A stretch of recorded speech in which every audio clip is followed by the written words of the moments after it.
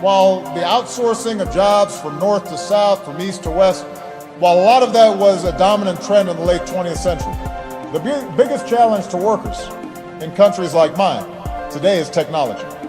And the biggest challenge for your new president, when we think about how we're going to employ more people here, is going to be also technology, because artificial intelligence is here and it is accelerating. And you're going to have driverless cars, and you're going to have more and more automated services.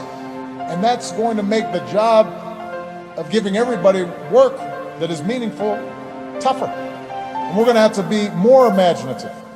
And the pace of change is going to require us to do more fundamental reimagining of our social and political arrangements to protect the economic security and the dignity that comes with a job. It's not just money that a job provides. It provides dignity and structure and a sense of place and a sense of purpose.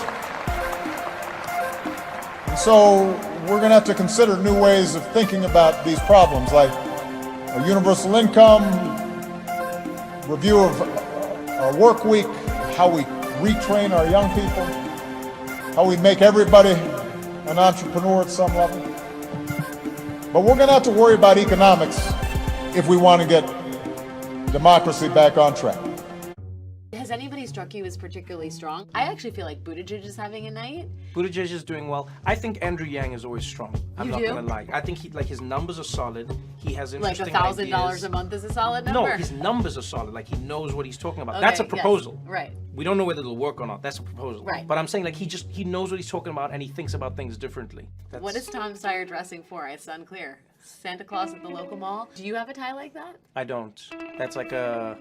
Bring mean... me that kilt. The kilt that we turn into a tie. I want that kilt. I feel like he thought he wasn't going to qualify until a December debate. Like, I only have the tartan tie, honey. What have you thought of Biden? I think Biden still has too many moments where his train of thought doesn't seem to be... Yeah, when he said he was going to erase the capital gains tax, and I was like, say what? And then he was like, I mean, raise it. Yeah, he started talking about George Washington, and then he said 17, and then I don't know what the 17 was. And then he went back and he goes and he leaves. I'll be honest with you. When there's 12 people on stage, I don't think anyone has the best shot of being a coherent human being. So... Do you think we've learned any lessons since 2016? If anything, maybe the Democrats have learned when you have a shit ton of candidates, that means you have a shit ton of debates, and having a shit ton of debates means that more people watch you and your policies, and maybe that's how Donald Trump ascended to the presidency. If you have 4 people on stage who are all sane, it's extremely boring.